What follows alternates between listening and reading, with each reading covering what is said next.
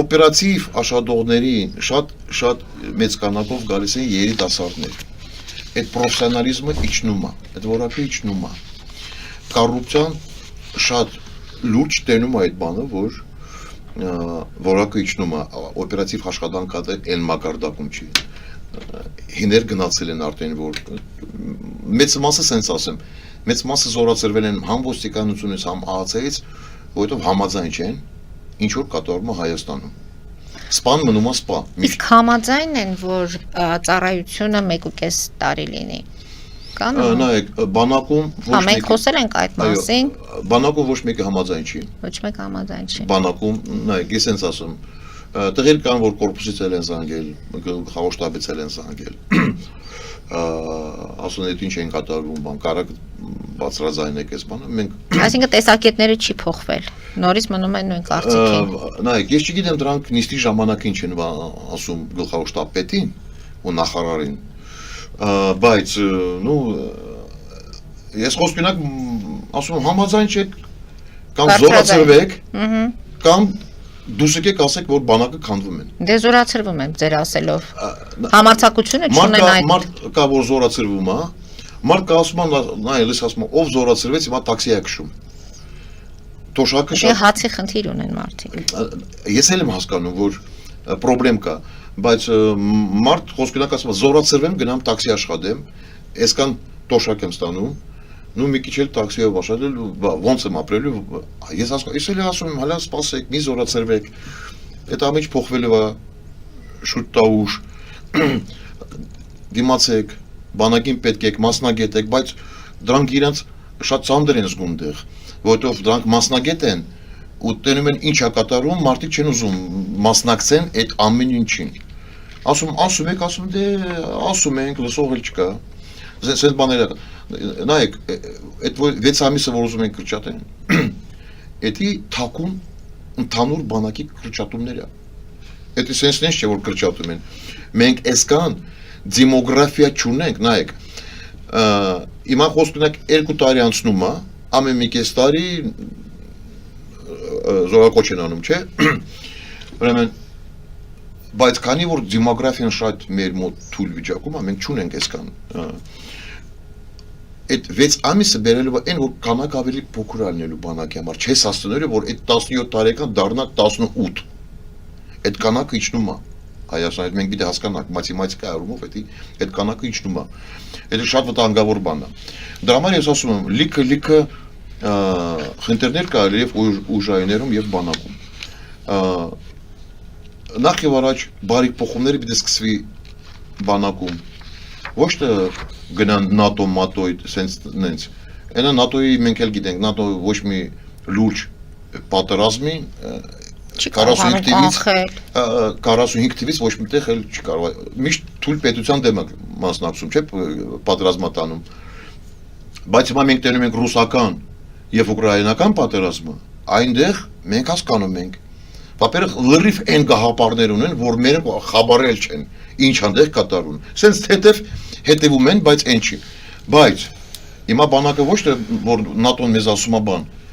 կարճ ժամանակով հասնես քո նպատակի, մայրաքաղաքը վերցնում ես, գրավում ես այս պետությունը։ Հիմա չկա սենց որ մեկ պետություն, եթե ատամային ռումբը չի օգտագործում, պատերազմը շատ կարճ, եթե սկսում է պատերազմը, ոչ միտեղ չտևելու։ Երկար ժամով է թվելու այդ պատերազմը, այսինքն մի տարի, կես տարի, 2 տարի, այսինքն ինչ։ Ինչ որ տեսնում ենք Ուկրաինայում։ Պետությունը պիտի զապաս ունենա տնտեսության գծով։ Պամպուշ արտադրես, սնարյադներ արտադրես, ռակետ արտադրես, ամեն ինչ պիտի արտադրես, տեխնիկան սարքես, ամեն ինչ։ Եթե չունես, հիմա Ուկրաինա եւ Ռուսաստանը ցույց տալի։ Ստրատեգիայի առումով պատերազմը բանակը պիտի դիմանա երկար պատերազմին։ Կարճ պատերազմի մասին մոռացեք։ Այլևս կարճ պատերազմներ երբեք չի լինելու։ Եթե իհարկե там, ասենց ասեմ, ատամային ռումբը չեն օգտագործելու, բայց կարճ պատերազմ այլևս չի լինելու։ Մանավանդ ՆԱՏՕ,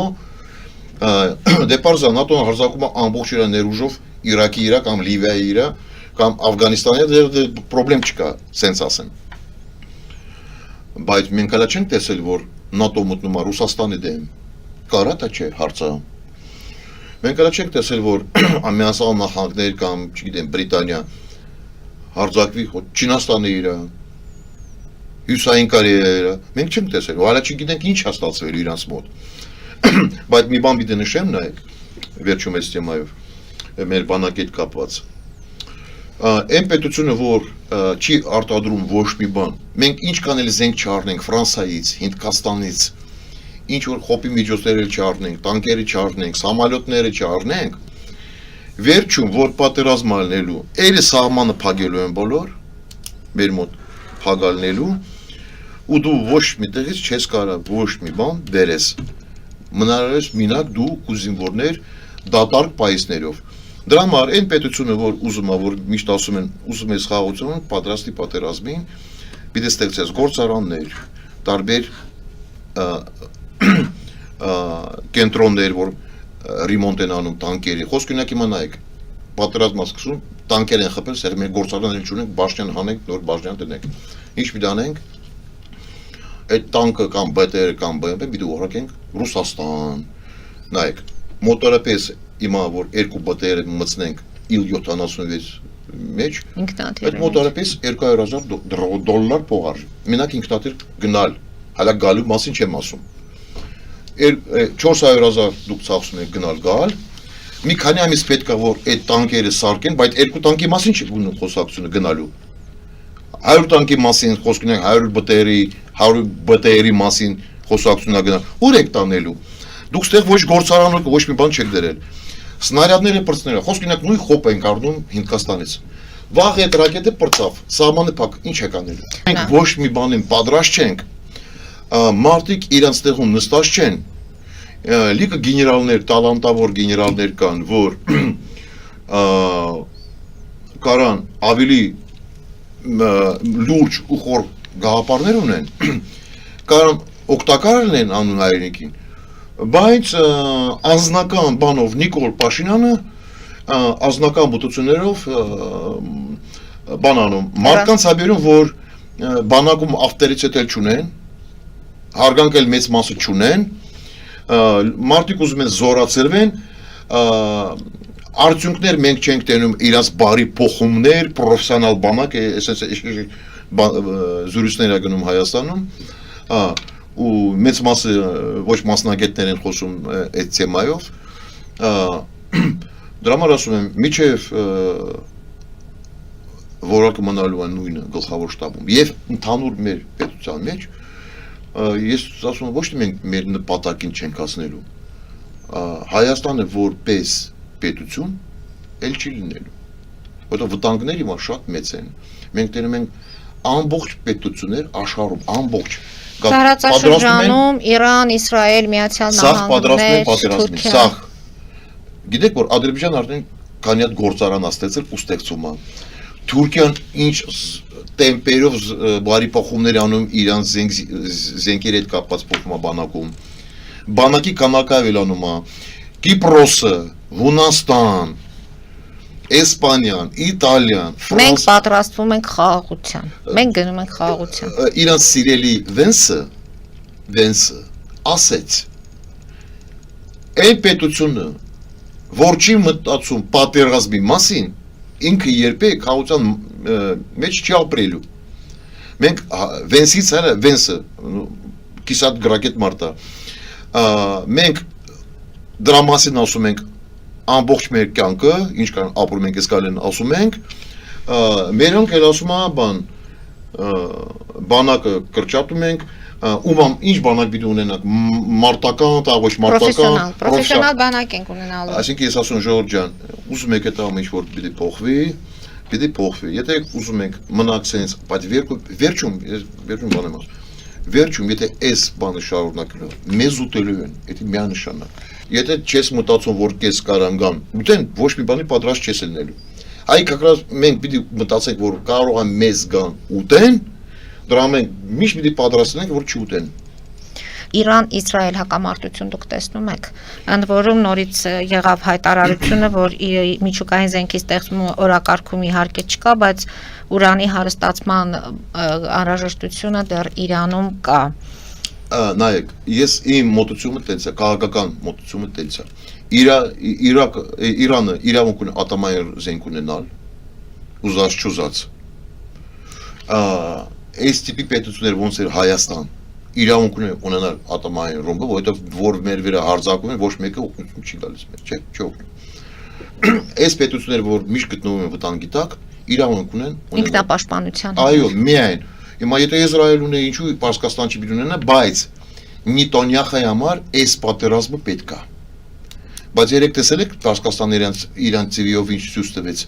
այդ գաղտնի փաստաթղթեր ներսից։ Ու ասում է, այդ քու ժողովուրդն է ստվել, որովհետև քու դեմ են, քու այդ համաձայն չեն։ Իսրայելում չեն ուզում